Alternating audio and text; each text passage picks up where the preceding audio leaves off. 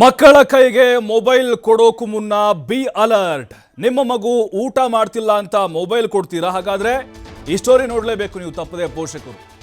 ನನ್ನ ಮಗು ಊಟ ಮಾಡ್ತಾ ಇಲ್ಲ, ಹಠ ಮಾಡ್ತಾ ಇದೆ, ಕೈಗೆ ಮೊಬೈಲ್ ಕೊಡ್ತೀರಾ? ಖಂಡಿತವಾಗ್ಲೂ ಈ ಸ್ಟೋರಿ ನೋಡಲೇಬೇಕು ನೀವು. ಮಕ್ಕಳನ್ನ ಹೊರಗೆ ಆಟ ಆಡೋಕೆ ಬಿಡಲ್ವಾ? ಹಾಗೇನಾದ್ರೂ ಮಾಡ್ತಿದ್ರೆ ನೀವು ಈ ವಿಚಾರವನ್ನ ತಲೆಗೆ ಹಾಕೊಳ್ಳೇಬೇಕು. ಮಕ್ಕಳಿಗೆ ಮೊಬೈಲ್ ಕೊಟ್ರೆ ಮಗುವಿಗೆ ಏನು ತೊಂದರೆ ಆಗುತ್ತೆ ಗೊತ್ತಾ? ನಿಜಕ್ಕೂ ನೀವು ಶಾಕ್ಗೆ ಒಳಗಾಗ್ತೀರಿ. ಇದನ್ನ ನೀವು ಕೇರ್ಲೆಸ್ ಅನ್ಕೋಬೇಡಿ. ನನ್ನ ಮಗು ಹಠ ಮಾಡುತ್ತೆ, ಅಳುತ್ತೆ, ಊಟ ಮಾಡಲ್ಲ ಅಂಥೇಳಿ ಎಲ್ಲರೂ ಈಗಿನ ಜನ್ರೇಷನ್ ನೋಡ್ತಾ ಇದ್ದೀವಿ. ಕೈಯಲ್ಲಿ ಮೊಬೈಲ್ ಕೊಟ್ಟು ಬಿಡ್ತಾರೆ, ಏನೋ ಒಂದು ಗೇಮ್ ಹಚ್ಚಿ, ಏನೋ ಒಂದು ಯೂಟ್ಯೂಬಲ್ಲಿ ಪ್ಲೇ ಮಾಡಿ ಕೊಟ್ಬಿಡ್ತಾರೆ. ಆದರೆ ಆ ಮಕ್ಕಳ ಕೈಗೆ ಮೊಬೈಲ್ ಕೊಡುವ ಮುನ್ನ ನೀವು ಹುಷಾರಾಗಿರಬೇಕು. ಮೊಬೈಲ್ನಿಂದ ಏನಾಗುತ್ತೆ ಗೊತ್ತಾ?